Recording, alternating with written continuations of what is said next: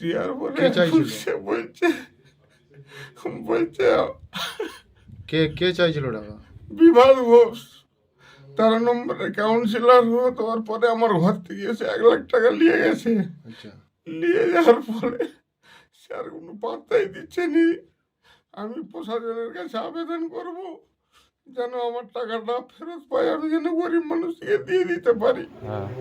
ভালো লাগে আমাকে, আমি তোমার সাথে একটা সম্পর্ক ভালো আছে, তুমি সম্পর্কটাকে নিজেই নষ্ট করে দিচ্ছ। ঠিক আছে, আমি নষ্ট করিনি, তা তুমি যাদেরকে দিয়েছি তারা করছে। আমি তো তোমাকে চিনি, তুমি তো নিশ্চয়ই বারবার বলেছো, আমি যে তোকে তুমি তো বলছি। আমাকে বিশ্বাস করে দিচ্ছ, তুমি তো বলেওছ।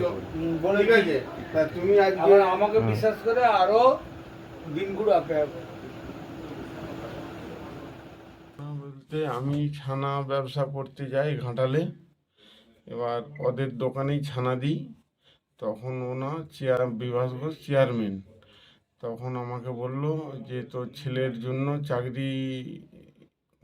চাকরি নিবি। আমি তখন বললাম যে মানে তোমার চাকরি হলে মানে কি কত টাকা, না তখন বললো 7 লক্ষ টাকা দিতে হবে। শুনুন শুনুন শুনুন, একটা চাকরির তার বাবা আমাকে এই ঘর পর্যন্ত ধারা করেছে, তো কথা বলুন।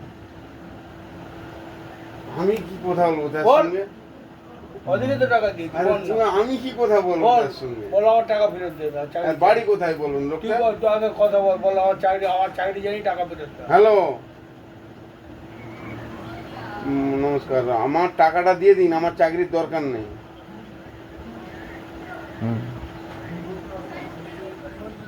আমি কি সেইটা বললুম? আমি কথা বললেন না, লোকের চাকরি কথা বলুন, কেটে দিচ্ছে তো ফোনটাকে। কথা বলুন, আপনি কেটে দিচ্ছেন বলছে। হ্যাঁ, তুই নিজে বল। হ্যালো। তখন আমি বললাম যে 7 লক্ষ টাকা যে দেবো, আমি তো একবারে পারবো নি, গরিব মানুষ কোথা থেকে দেবো, আমি খেটে খাই। তখন বলল যে এরকম এখন 1 লক্ষ টাকা দে, আর পরে তোমার যখন অ্যাপয়েন্টমেন্ট লেটার আসবে তখন তোকে টাকা বুঝিয়ে দিতে হবে টাকা। আমি তখন বললাম যে ঠিক আছে, অ্যাপয়েন্টমেন্ট লেটার এলে তখন আমি ধার দেনা করে হলেও বুঝিয়ে দেবো। তখন ও আমাকে বলে বীজগানে যে অ্যাপয়েন্টমেন্ট লেটার এসে যাবে, তুই আর 1 লাখ টাকা দিয়ে। তখন আমি বললাম আমার কাছে এত টাকা কোথায় পাবো, আমার কাছে তো এই মুহূর্তে নেই। তখন আমি ধার দেনা করে যে করে হোক টাকা দিয়েছি। তোমার বিশ্বাসে তুমি চেয়েছো, আমি দিয়েছি। আমি চাইনি, তুমি তোমার নিজের না, স্বার্থে তুমি আমাকে ফোন দিয়েছো। করে বলেছো তবেই আমি দিয়েছি টাকা। আমি কি স্বার্থের জন্য বলেছি এই কথাটা?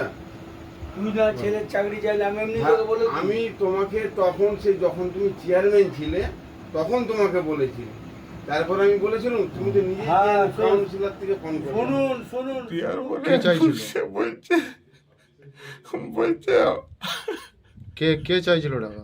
বিভাস ঘোষ 13 নম্বরের কাউন্সিলর হওয়ার পরে আমার ঘর থেকে এসে 1 লাখ টাকা নিয়ে গেছে। আচ্ছা, নিয়ে যাওয়ার পরে স্যার কোনো পাত্তাই দিচ্ছে নি। আমি প্রশাসনের কাছে আবেদন করব যেন আমার টাকাটা ফেরত পাই, আমি যেন গরিব মানুষকে দিয়ে দিতে পারি। কেটে দিয়েছে। আরে একদিকে তো টাকা দিয়েছি, আরে, আমি কি তোকে তো কথা চিনি? বলতে বললো। ওদিকে কি চিনি আমি? তোকে তো তুমি কথা চিনো? বলতে হলো যে আমার ছেলের চাকরি দরকার, টাকা ফেরত দাও।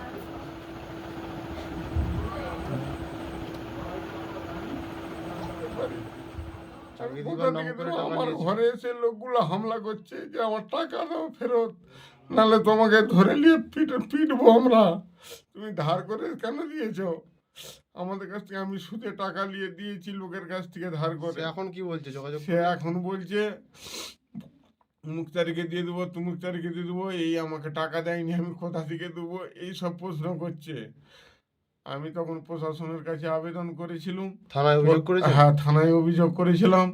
থানা কোনো ব্যবস্থা না নেওয়ার জন্য আমি পুনরায় আবার আবেদন করছি, যাতে প্রশাসন আমার কথাটাকেও মান্যতা দেয়, দিয়ে আমার কোনো রকম টাকাটা অন্তত পাইয়ে আপনার দেয়, নাম? এবং ওর যেন শাস্তি দেয়। আমার নাম শিশির মণ্ডল, বাড়ি? বাড়ি প্রতাপপুর। ছানা ব্যবসায়ী সূত্রে হ্যাঁ, কন্টাক্ট হয়েছিল? হ্যাঁ ছানা, দোকানে ছানা দিতেন? হ্যাঁ ছানার দোকানেই ছানা দিতাম। প্রতাপপুর আপনার বাড়ি? বাড়ি প্রতাপপুর, হ্যাঁ। আমি তো কি বলছি, না না 3 লাখ টাকা দিবে তো? তুই 2 লাখ টাকা দিয়ে 3 লাখ টাকা দিতে আর হবে? সুদটা কে ভরবে কে, বলো? আমি ভরবো? দাদা তোমাকে এত ভালোবাসি, তুমি তার সাথে ভালোবাসি।